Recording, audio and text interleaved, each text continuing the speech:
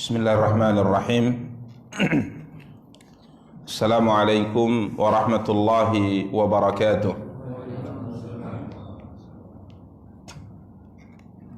Alhamdulillahi rabbil alamin. Wassalatu wassalamu ala ashrafil anbiya'i wal mursalin, nabiyyina Muhammadin wa ala alihi wa sahbihi ajma'in. Asyhadu an la ilaha illallah wahdahu la syarika lah, wa asyhadu anna Muhammadan abduhu wa rasuluh.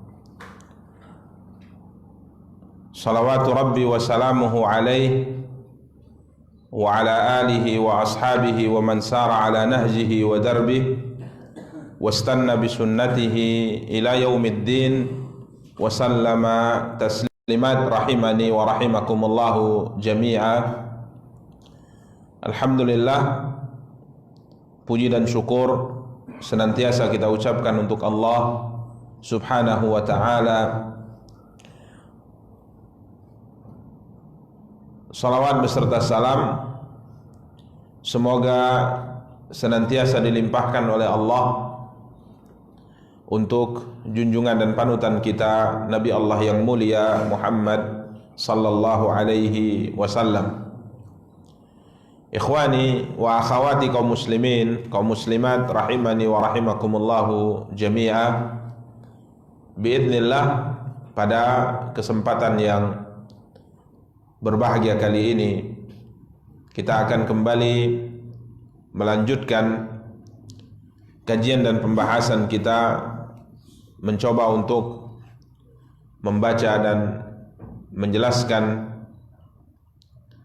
salah satu di antara karya yang ditulis oleh Al-Imam Al-Hafidh Muhammad ibnu Isa ibnu Sawrah At-Tirmidzi rahimahullahu ta'ala, yang wafat pada tahun 279 Hijriyah. Karya beliau yang terkenal Sunan At-Tirmidzi. Ikhwani wa akhawati kaum muslimin, kaum muslimat rahimani wa rahimakumullahu jami'a. Pada pertemuan terakhir kita telah sampai pada pembahasan hadis nomor 21, ya. Hadis nomor 21 dalam bab ke-17, babu ma jaa fi karahiyatil bauli fil mughtasal. Bab penjelasan tentang dibencinya al-baul,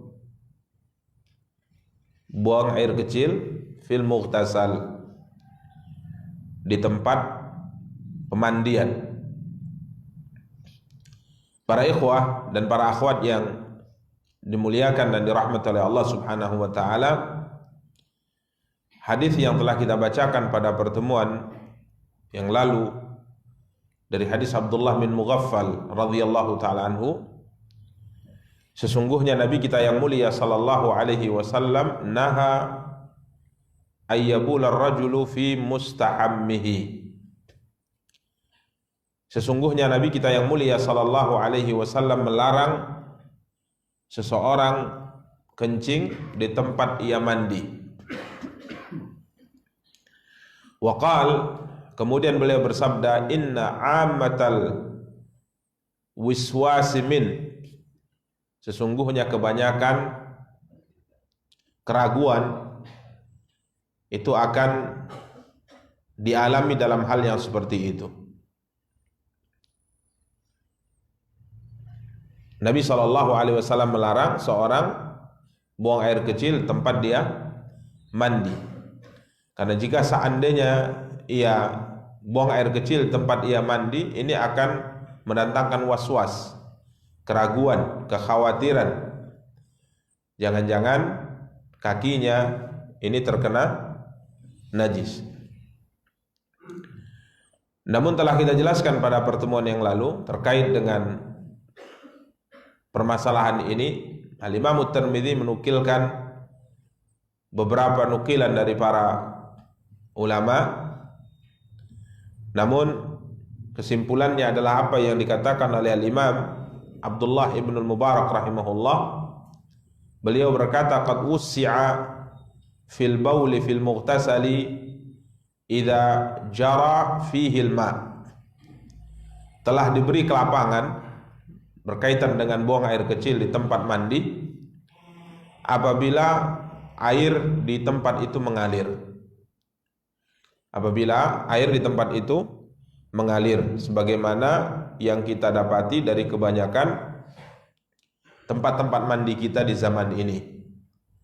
Ya, tentunya dahulu mereka lantai kamar mandi mereka atau tempat mandi mereka itu tidak seperti lantai tempat mandi kita saat ini. Lantainya tanah, ya, atau pasir yang hanya sekedar meresap. Ya, sehingga dikhawatirkan tatkala ia buang air kecil di tempat itu juga ditakutkan muncullah kekhawatiran atau was-was najis tadi tidak langsung meresap, bahkan mungkin bisa melekat kembali atau menempel kembali di salah satu di antara anggota tubuh orang yang mandi.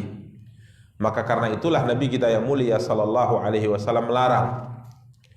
Karenanya tatkala kondisi masyarakat telah diberikan oleh Allah Subhanahu wa taala kelapangan sehingga akhirnya ruangan mandi yang dipakai oleh manusia itu berbeda, di mana airnya langsung mengalir, maka Imam Abdullah bin Mubarak mengatakan hal ini telah diberikan kelapangan, jadi sama sekali tidak dibenci, ya, sama sekali tidak dibenci. Kemudian kita kaitkan pembahasan ini dengan masalah yang kemarin atau pada pertemuan terakhir kita sebutkan bahwa Nabi kita yang mulia sallallahu alaihi wa alihi wasallam juga melarang kita buang air kecil di tempat air yang tidak mengalir. Ya, tempat air yang tidak mengalir, ya.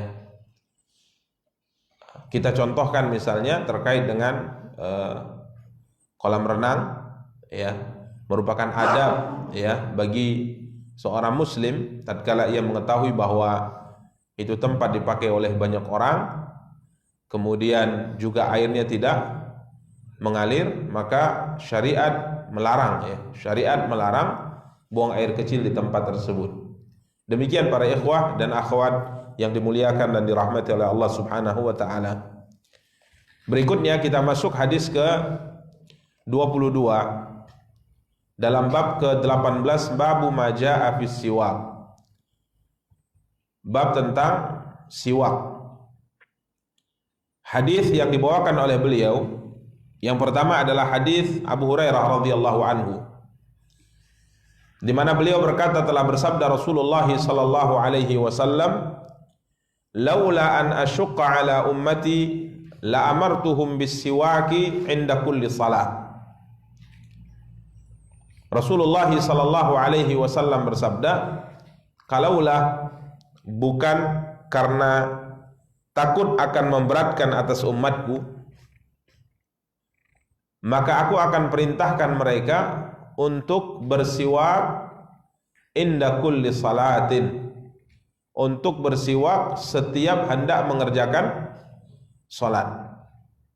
Ya, ini isyarat, ya, dari Nabi kita yang mulia sallallahu alaihi wasallam bahwa agama Islam yang dibawa oleh Nabi kita yang mulia sallallahu alaihi wasallam dibangun di atas al-yusr, dibangun di atas kemudahan.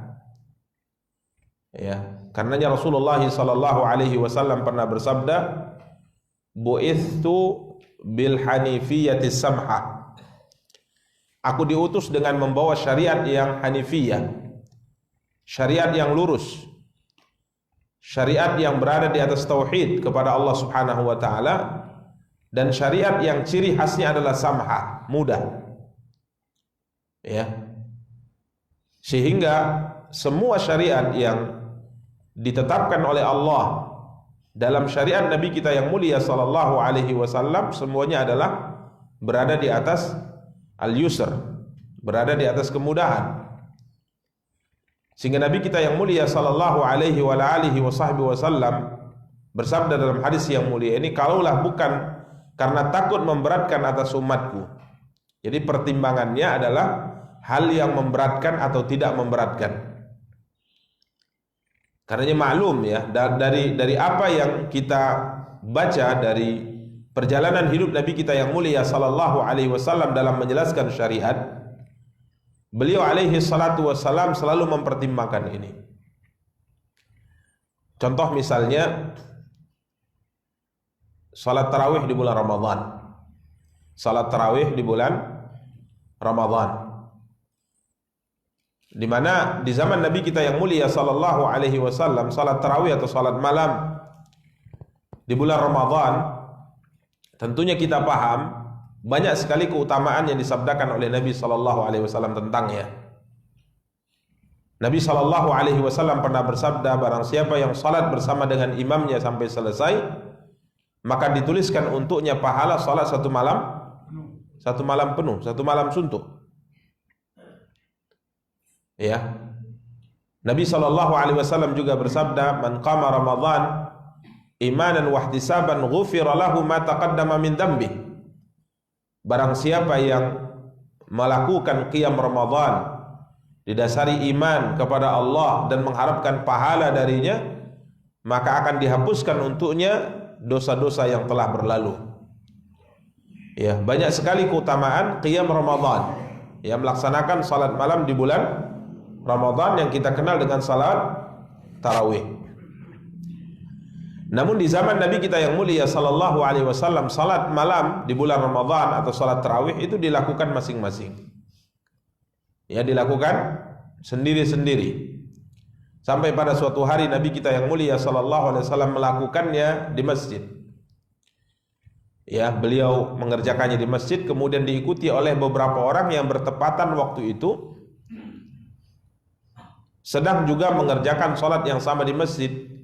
Tatkala Rasulullah sallallahu alaihi wasallam mereka lihat mengerjakan salat itu, maka mereka langsung bermakmum dengan Nabi sallallahu alaihi wasallam. Maka cerita ini didengar oleh sahabat yang lainnya, sehingga akhirnya berbondong-bondong para sahabat di malam kedua hadir di masjid, ya, untuk berimam atau bermakmum dengan siapa? Rasulullah sallallahu alaihi wasallam. Sehingga jumlah yang hadir itu cukup banyak, dan Nabi sallallahu alaihi wasallam kemudian mengimami mereka. Cerita malam kedua ini semangat menyampaikan alasannya kenapa, ya. Beliau sallallahu alaihi wasallam bersabda, aku takut salat tarawih di bulan Ramadan karena aku kerjakan setiap malam bersama dengan kalian. Aku takut hal itu apa? Diwajibkan. Ya, hal itu aku takut hal itu nantinya diwajibkan, sehingga akhirnya memberatkan kaum muslimin, memberatkan umat ini. Begitu juga maklum dari contoh kewajiban salat 5 waktu yang pada awalnya berapa salat? 50 kali salat sehari semalam, diberi keringanan, sampai kewajibannya hanya 5 kali salat sehari semalam, ya. Ini para ikhwah dan akhwat yang dimuliakan dan dirahmati oleh Allah Subhanahu wa taala, ciri khas dari agama kita, bahwa agama Islam yang dibawa oleh Nabi kita yang mulia sallallahu alaihi wasallam dibangun di atas kemudahan. Bahkan Nabi kita yang mulia sallallahu alaihi wasallam pernah bersabda mengingatkan para sahabat yang kala itu hidup bersama dengan beliau, yang kemungkinan perubahan syariat masih terjadi, penambahan syariat masih terjadi karena beliau masih hidup, wahyu masih terus turun kepada beliau. Nabi ingatkan para sahabat. Apa kata Rasulullah? Di antara orang yang sangat dibenci oleh Allah adalah seorang hamba tatkala ia bertanya kepada Rasulullah SAW dengan sebuah pertanyaan, gara-gara pertanyaannya perkara tersebut akhirnya Allah wajibkan. Ya, tapi kalau sekarang tentunya tidak bisa seperti itu ya. Siapapun yang bertanya dan apapun yang ditanyakan, ya, ini tidak akan pernah bisa merubah apa? Syariat, karena syariat telah sempurna dengan wafatnya Nabi kita yang mulia sallallahu alaihi wasallam. Demikian para ikhwah dan akhwat yang dimuliakan dan dirahmati oleh Allah. Sehingga Nabi sallallahu alaihi wasallam dalam hadis ini mempertimbangkan terkait dengan masalah siwak atau bersiwak setiap hendak mengerjakan salat. Beliau sallallahu alaihi wasallam bersabda, "Laula an asyqa ala ummati la amartuhum bisiwaki 'inda kulli salatin." Kalaulah bukan karena takut akan memberatkan atas umatku, maka aku akan perintahkan mereka untuk bersiwak setiap kali hendak mengerjakan salat. Berarti hukumnya tidak wajib. Hukumnya tidak wajib, tapi hanya sampai pada apa? Sunnah. Jadi bersiwak setiap hendak mengerjakan salat ini hukumnya sunnah. Ya, demikian para ikhwah dan akhwat yang dimuliakan dan dirahmati oleh Allah Subhanahu wa taala. Berikutnya hadis nomor 23. Hadis dari Zaid bin Khalid Al-Juhani radhiyallahu taala anhu. Qala sami'tu Rasulullah sallallahu alaihi wasallam yaqul laula an asyqa ala ummati la amartuhum bisiwaki inda kulli salatin wa la akhartu salat al-isya ila thuluthil laili.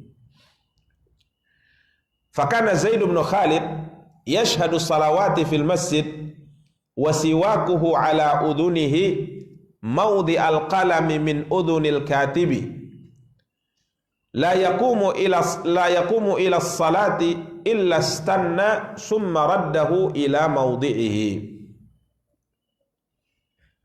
Hadis sama namun ada tambahan ya. Hadis yang kalimat yang pertama, kalaulah bukan karena takut akan memberatkan atas umatku, maka aku akan perintahkan mereka untuk bersiwak setiap kali hendak mengerjakan salat. Kemudian tambahan kedua, wala akhartu salatal isya ila thuluthil laili.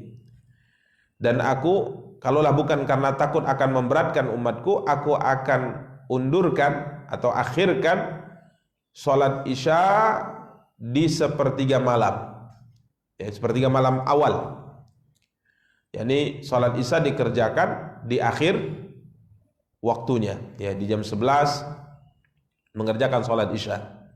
Karena memang salat 5 waktu ini semuanya dianjurkan untuk dikerjakan di awal waktu kecuali salat isya. Kecuali salat isya.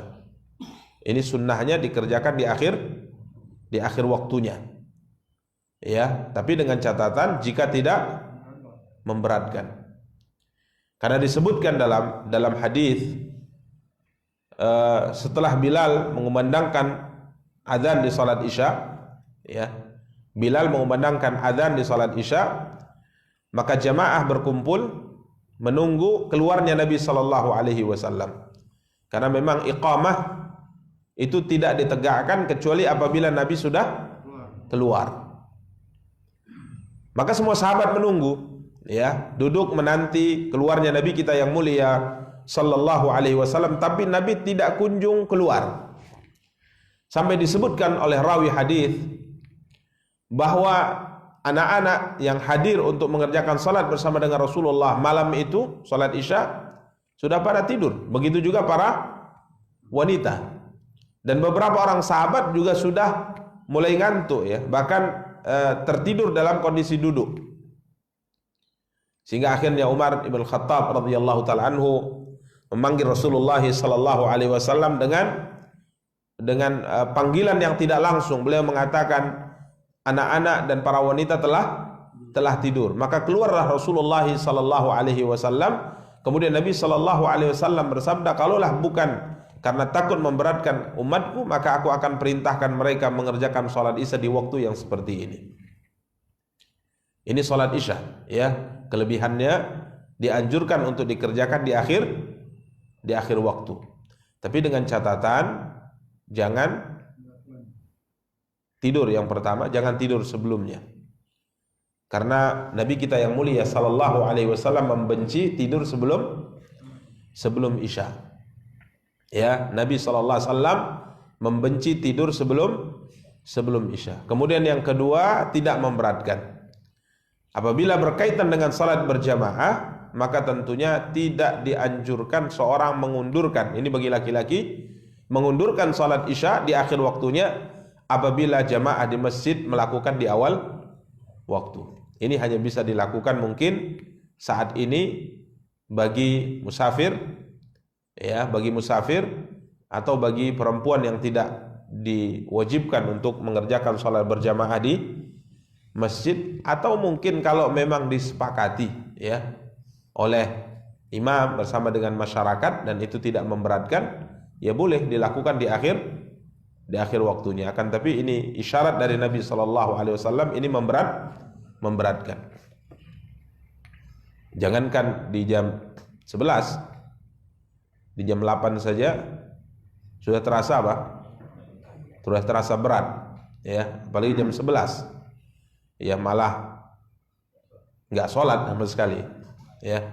Ini para ikhwah dan akhwat yang dimuliakan dan dirahmati oleh Allah Subhanahu wa taala. Jadi ini waktu sholat isya itu lebih diutamakan dikerjakan di sepertiga malam pertama, akhirnya di akhir waktunya. Kemudian rawi hadis mengatakan, fakana Zaid bin Khalid, yakni sahabat yang mulia Zaid bin Khalid al-Juhani radhiyallahu ta'ala anhu, yashhadu salawati fil masjid wa siwaku fi udhunihi mawdi al-qalami min udhunil katib. Sahabat yang mulia Zaid bin Khalid radhiyallahu ta'ala anhu tatkala hadir mengerjakan salat 5 waktu di masjid, siwaknya itu di telinganya. Siwak diletakkan di telinga. Mana? Di sini. Ini siwaknya. Mungkin beliau tak punya kantong, ya. Tidak punya apa? Kantong baju. Jadi siwaknya diletakkan di mana? Di telinga. Tapi bukan sunnah ini. Ini kan memang tempatnya nggak ada, ya. Nah, sekarang letakkan apa di sini? Hah? Baik. La yakumu ila salati illa stanna. Jadi selalu ini siwak itu beliau bawa, letakkan di mana, di telinga, sama seperti seorang penulis di zaman dulu meletakkan alat tulisnya di telinganya. Ini Allahu alam, ya. Isyarat seperti ini tentunya pakaian mereka saat itu mungkin tidak ada kantungnya seperti kita sekarang.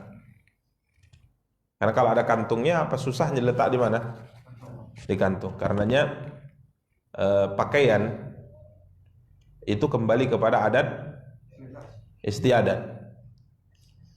Ya, pakaian itu kembali kepada adat istiadat. Karenanya kalau kita baca sebagian isyarat hadis bagaimana pakaian Rasulullah SAW, disebutkan tatkala beliau sujud, beliau renggangkan tangannya sampai terlihat putih ketiak beliau alaihi salatu wassalam. Itu gimana itu? Koyak gitu ya? Hah? Beliau renggangkan sampai ketiaknya apa?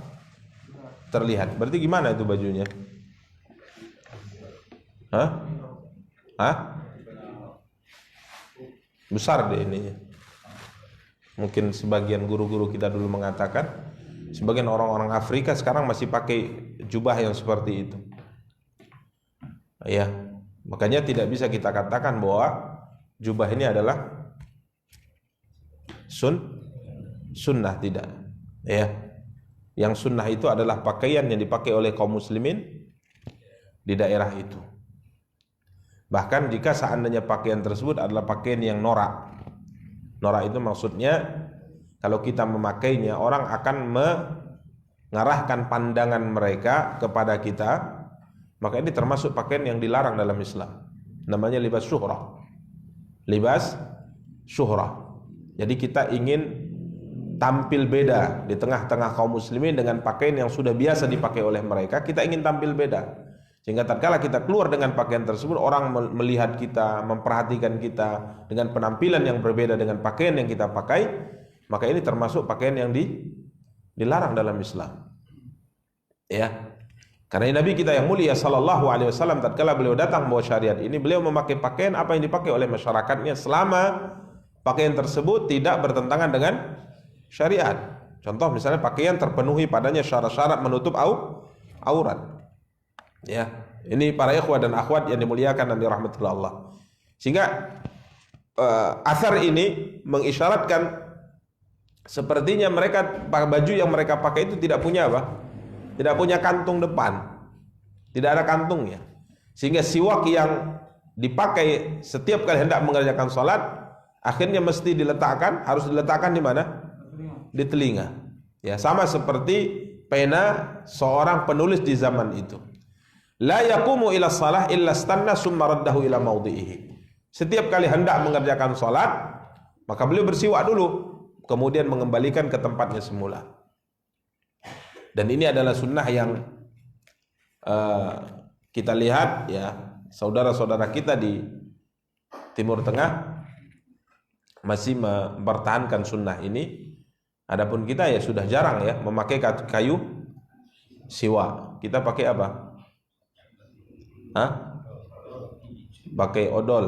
Itu pun di boikot ya. Baik.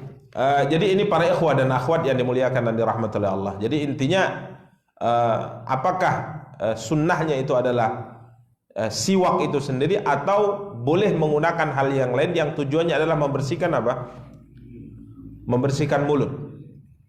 Ya. Ya, sebagian para ulama mengatakan ya pada dasarnya tujuan daripada syariat adalah membersihkan mulut sebelum mengerjakan apa? Sebelum mengerjakan sholat. Akan tapi memang tatkala dilakukan penelitian, kayu siwak itu adalah sarana terbaik untuk membersihkan apa? Mulut dengan banyak manfaatnya. Ya. Karenanya para ikhwah dan akhwat yang dimuliakan dan dirahmati oleh Allah Subhanahu wa taala, pada intinya apapun yang bisa digunakan untuk membersihkan mulut ini dianjurkan sebelum kita mengerjakan salat. Namun kalau seandainya kita memakai siwak sebagaimana yang dipraktekkan oleh Nabi sallallahu alaihi wasallam, kemudian dari sisi manfaatnya juga setelah dilakukan penelitian itu sangat luar biasa, maka tentunya tetap kita katakan bahwa siwak itu jauh lebih baik. Ya, demikian para ikhwah dan akhwat yang dimuliakan dan dirahmati oleh Allah Subhanahu wa taala. Baik. Berikutnya hadis nomor 24 pada bab ke-19. Babu majaa idza staiqadha ahadukum min manamihi fala yaghmisanna yadahu fil ina'i hatta yaghsilaha. Ya, bab penjelasan tentang apabila salah seorang bangun dari tidurnya, maka janganlah ia mencelupkan tangannya atau memasukkan tangannya ke dalam bejana sampai ia mencucinya terlebih dahulu. Hadis nomor 24 dari Ahmad bin Bakkar ad-Dimashqi min waladi Busr bin Artah sahibin Nabi sallallahu alaihi wasallam. Dia berkata, menyebutkan sanadnya sampai kepada Abu Hurairah radhiyallahu taala anhu. Sampai kepada Abu Hurairah radhiyallahu taala anhu dari Nabi kita yang mulia sallallahu alaihi wasallam. Rasulullah sallallahu alaihi wasallam bersabda, "Idza staiqadha ahadukum minal laili fala yudkhil yadahu fil ina hatta yufrigha 'alaiha marrataini aw thalathan fa innahu la yadri aina batat yaduhu." Apabila salah seorang di antara kalian istaiqadh, bangun dari tidur malam. Bangun dari tidur malam. Ya. Fala yudkhil yadahu fil ina, maka janganlah ia mencelupkan atau memasukkan tangannya ke dalam bejana yang terdapat padanya air yang dia gunakan untuk bersuci, hatta yufrigha 'alaiha marrataini aw thalathan, sampai ia tuangkan terlebih dahulu air di dalam bejana tersebut ke tangannya 2 atau 3 kali. Jadi jangan langsung dicelupkan, jangan langsung dimasukkan tangan tersebut, tapi dicuci terlebih dahulu tangan di luar bejana sebanyak 2 atau 3 kali. Fa innahu la yadri aina batat yaduhu, karena ia tidak tahu ya di mana tangannya bermalam. Ya, sedang tidur kita tidak sadar. Ya, kadang tangan kita memegang sesuatu yang najis atau tempat-tempat yang kotor ya dari anggota tubuh kita. Maka Nabi SAW perintahkan agar kita mencuci terlebih dahulu kedua tangan kita di luar bejana 2 atau 3 kali, baru kemudian dicelupkan.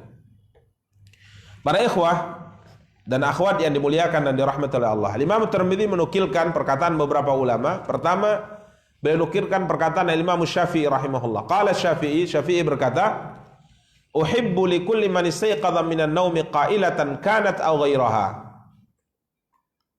Ya. Imam Syafi'i mengatakan, saya senang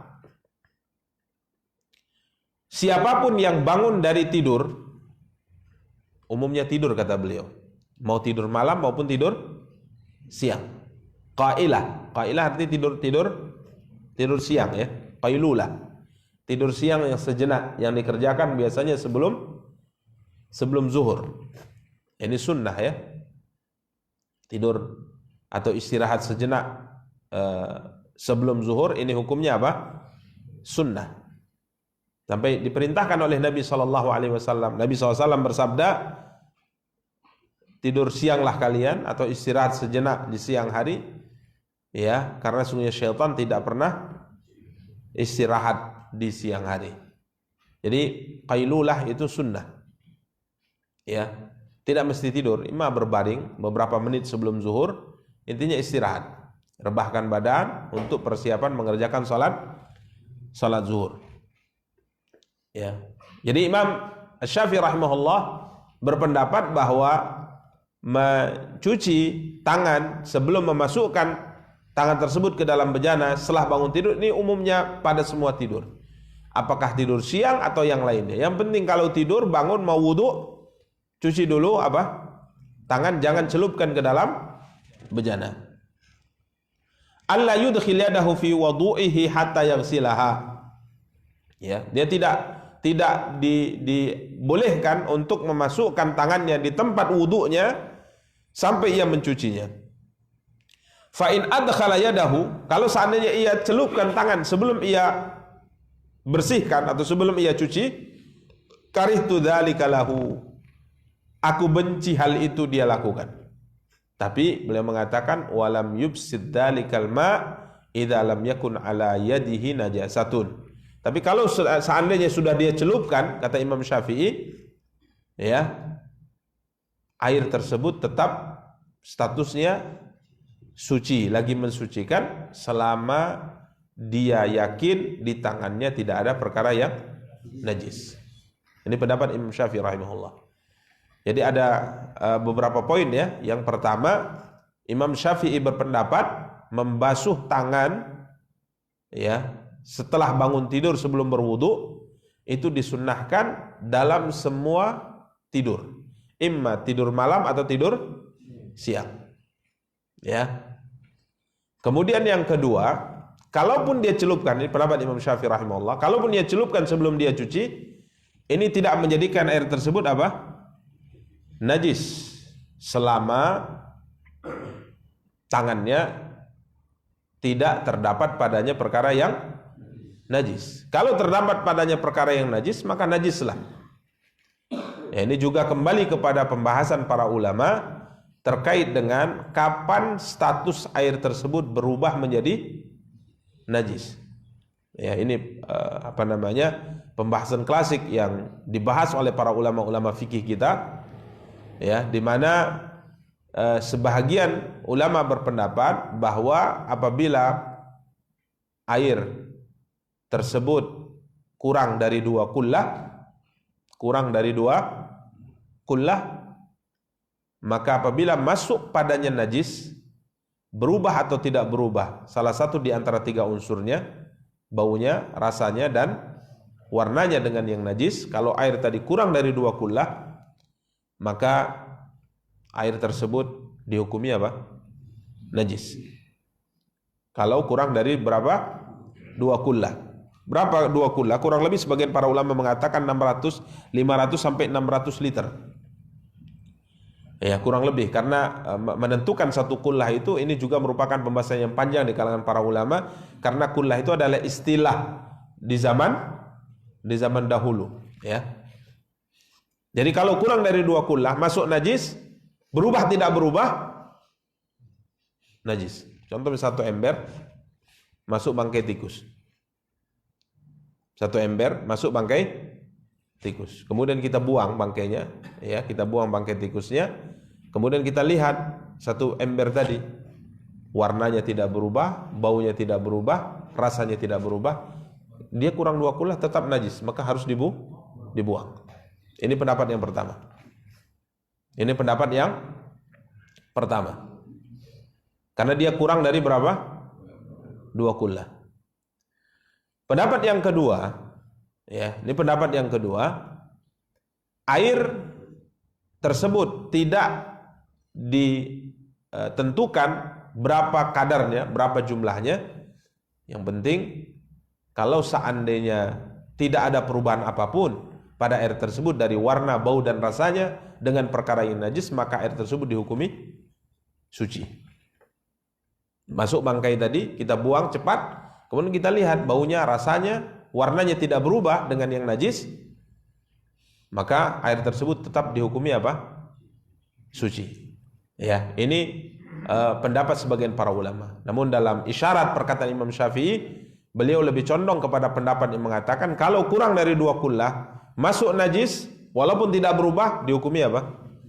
Najis. Ya, demikian para ikhwah dan akhwat yang dimuliakan dan dirahmati oleh Allah Subhanahu wa taala. Kemudian beliau menukil perkataan Imam Ahmad bin Hanbal. Qala Ahmad bin Hanbal, "Idza istayqadha min al-laili fa adkhala yadahu fi wudu'ihi qabla an yaghsilaha fa ajabu ilayya an yuhriqal ma'a." Imam Ahmad bin Hanbal mengatakan, apabila ia bangun dari tidur malam, ya, kemudian ia memasukkan tangannya di tempat wudunya sebelum ia membersihkannya, sebelum ia membasuhnya di luar, maka saya lebih condong kepada pendapat buang saja air tadi. Ya. Ini para ikhwah dan akhwat yang dimuliakan dan dirahmati oleh Allah Subhanahu wa taala. Jadi isyarat beliau, Imam Ahmad seakan-akan memberi isyarat bahwa membasuh tangan sebelum memasukkan ke bejana ini hanya untuk tidur malam saja. Kalau Imam Syafi'i tidur malam, tidur siang sama hukumnya. Ya.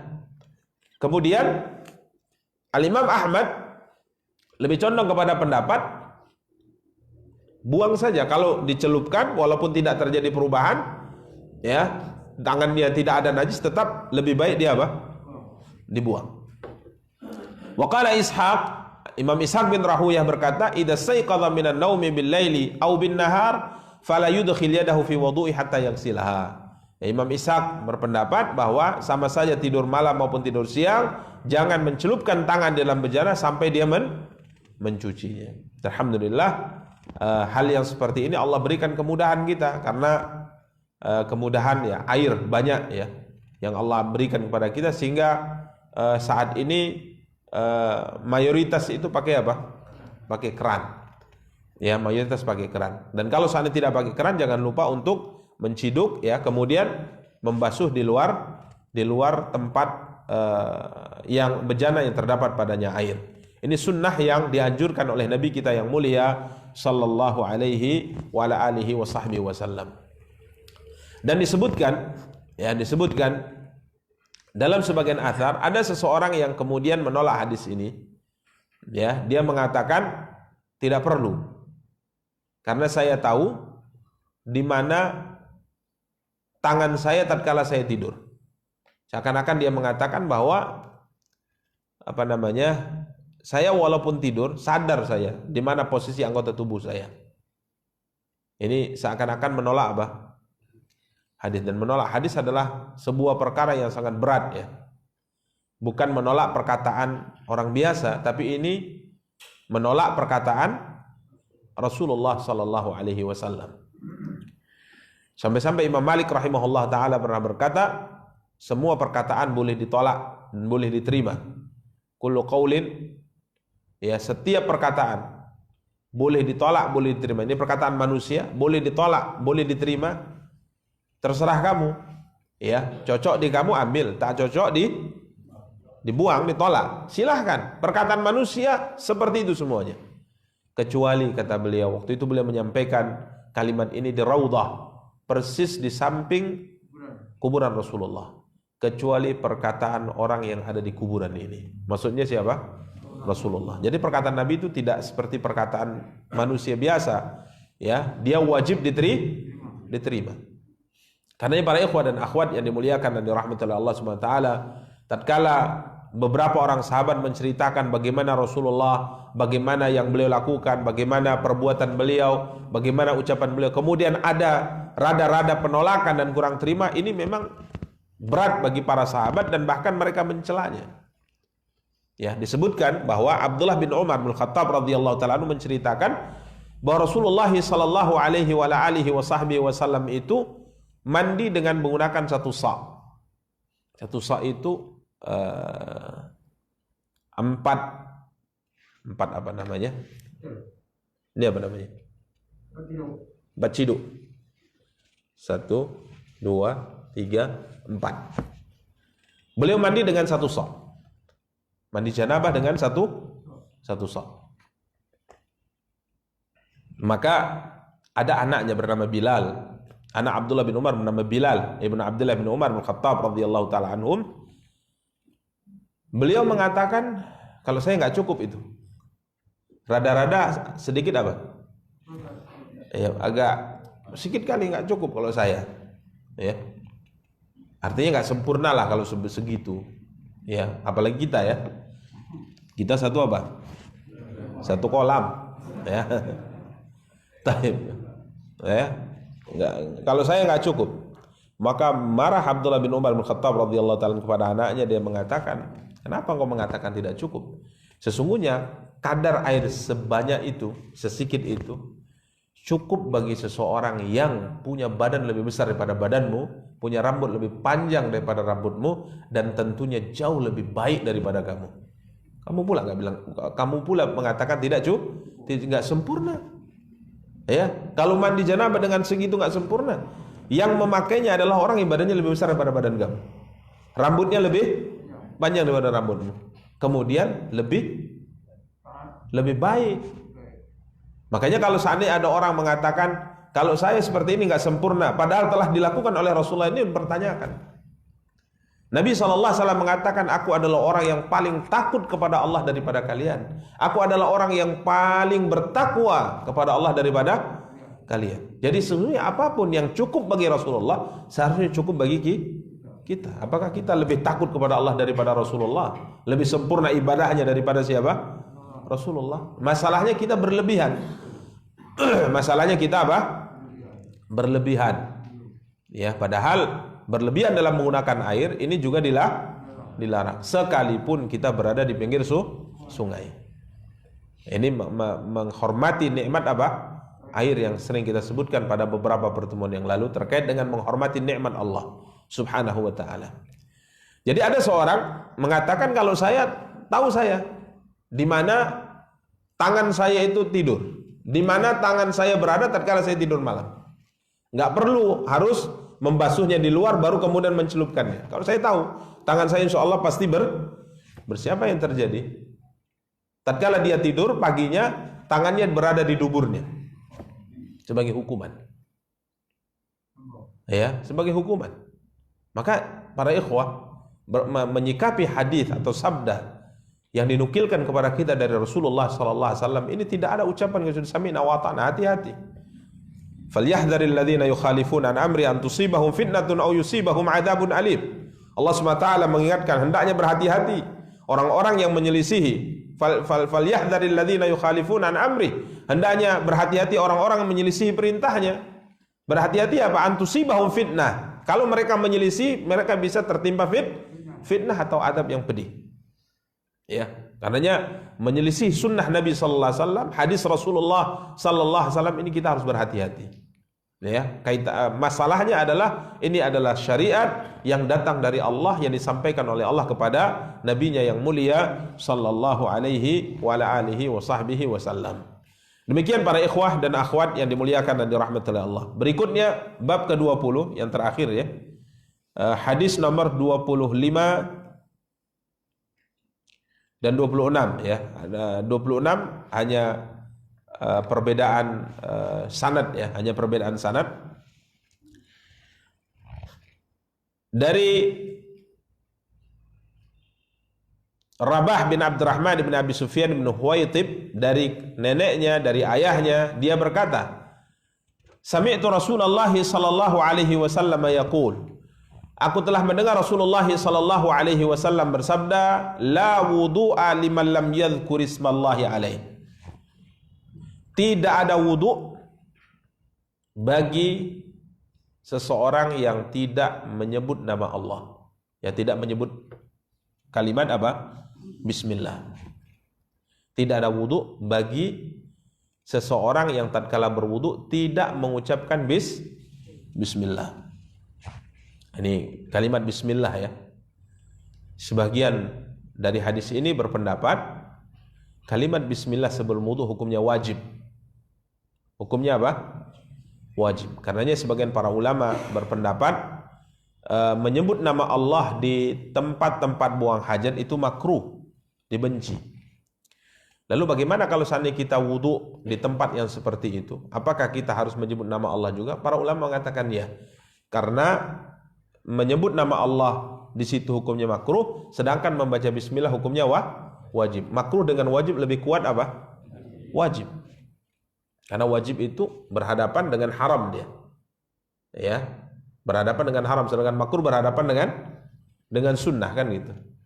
Jadi kalau sunnah dengan makruh dahulukan, perhatikan terkait dengan makruhnya. Tapi kalau wajib dengan makruh, ini dahulukan yang wajib. Karenanya walaupun kita misalnya di kamar mandi wudu, ya, di kamar mandi wudu jangan lupa baca apa? Bismillah. Jangan lupa baca bismillah. Karena Nabi SAW mengatakan dalam hadis ini, tidak ada wudu bagi seorang yang tidak membaca bismillah.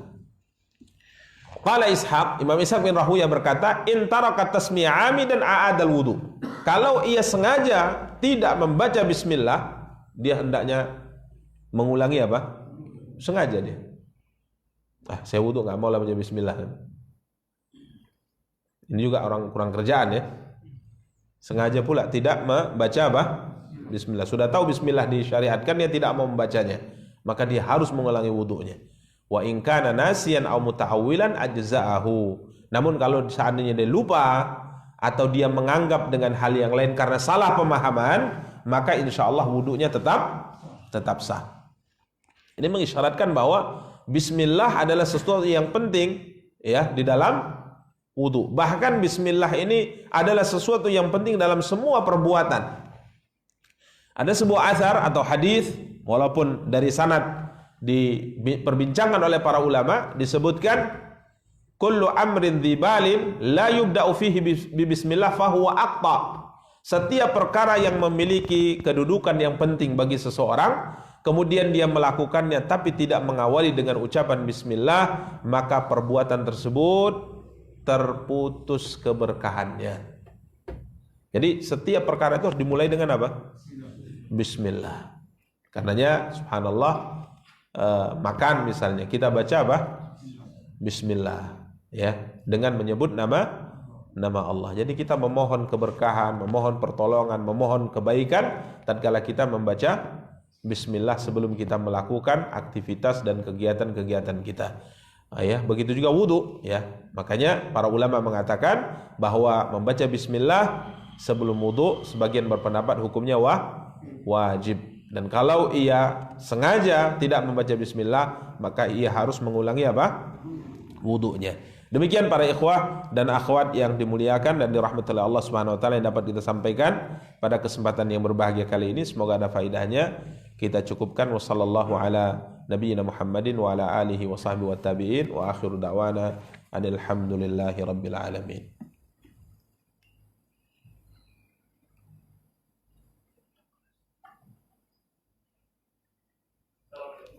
Salam, silakan.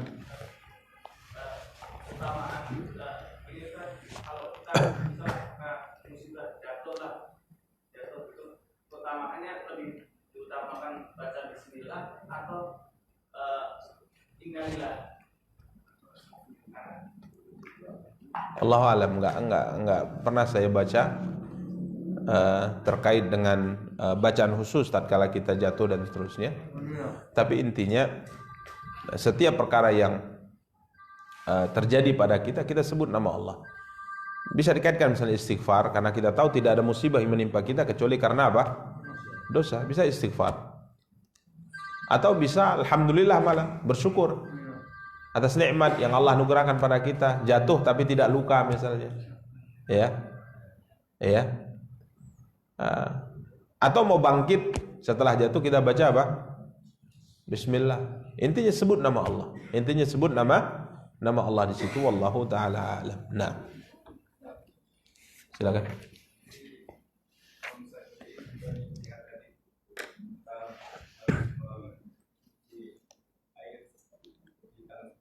Iya.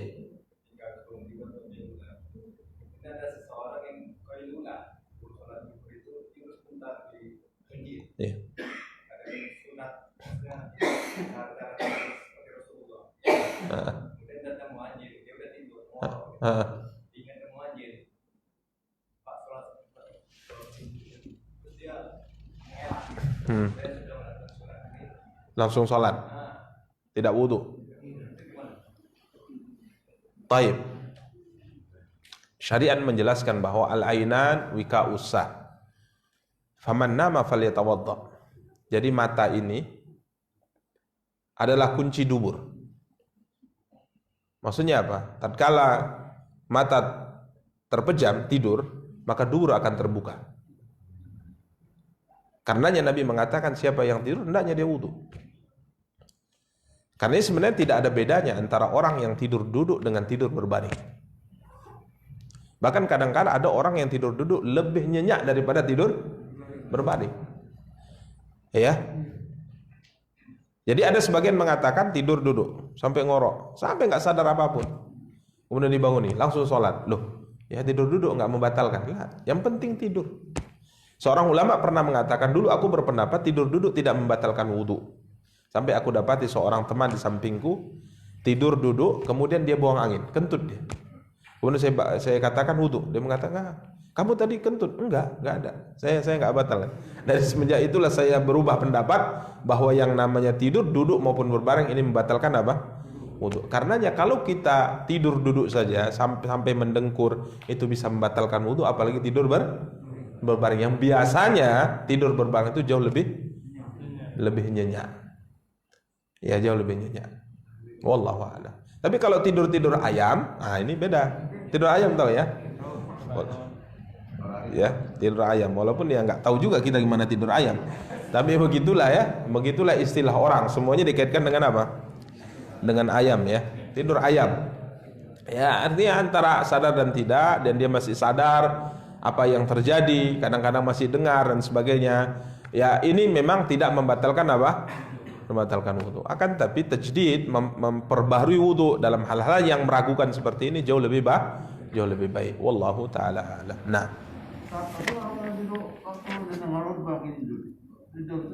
Iya, sama seperti khutbah Jumat. Nah ya. Jadi ini di antara musibah ya, musibah, Pak. Khutbah Jumat itu adalah pil tidur yang paling baik saat ini di dunia. Ya. Jadi sebelum imam naik ke atas khutbah, paling yang ngantuk mungkin 5%.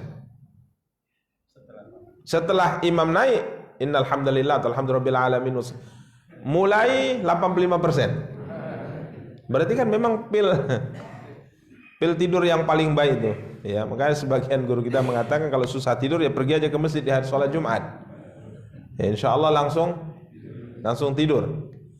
Baik. Dan para ulama kita ingatkan bahwa Nabi kita yang mulia sallallahu alaihi wasallam bersabda, man massal hasa faqad lagha. Barang siapa yang bermain-main dengan kerikil, sehingga tidak memperhatikan khutbah di hari Jumat, dia telah melakukan perbuatan sia-sia, dan siapa yang melakukan perbuatan sia-sia maka tidak ada pahala Jumat untuknya. Jadi kalau orang yang masih sadar dia pegang-pegang kerikil, ya, sehingga terluput darinya perhatian untuk mendengarkan khutbah Jumat, sia-sia khutbah Jumatnya, lalu bagaimana yang tidur? Nggak ada pahala Jumatnya. Ya. Tapi ngantuk Ustaz. Ya kalau ngantuk manusia dimanapun ngantuk, dilawan ngantuk itu, bukan malah diikuti. Ngantuk, cari mana ini tiang, tidur, dinding, tidur, gitu kan. Atau malah mungkin tidur, hilang pahala Jumatnya. Ya hilang pahala Jumatnya. Jadi ini terkait dengan masalah tidur, ya, di khutbah Jumat. Dan kalau saat tidurnya itu sampai benar-benar pulas, ya pulas, apalagi sampai mendengkur, kemudian iqamah ditegakkan juga nggak sadar, ya artinya kalau nggak dibangunkan dia tetap lanjut dalam kenikmatannya, maka ini batal wudunya. Ini batal wudunya. Diperintahkan dia untuk mengambil air wudu lagi, bersuci. Ini kenapa ada sebagian mengatakan tidak batal, yaitu karena berpendapat bahwa tidur duduk itu tidak membatalkan apa? Wudu. Ya, yang sahih wallahu taala alam, tidur baring maupun tidur duduk, ya, kalau ingatannya hilang, ya, akhirnya ia tertidur, maka batal wudunya, batal. Demikian wallahu taala alam. Nah, cukup ya. Kita tutup. Subhanakallahumma bihamdika asyhadu an la ilaha illa anta astaghfiruka wa atubu ilaik. Wassalamualaikum warahmatullahi wabarakatuh.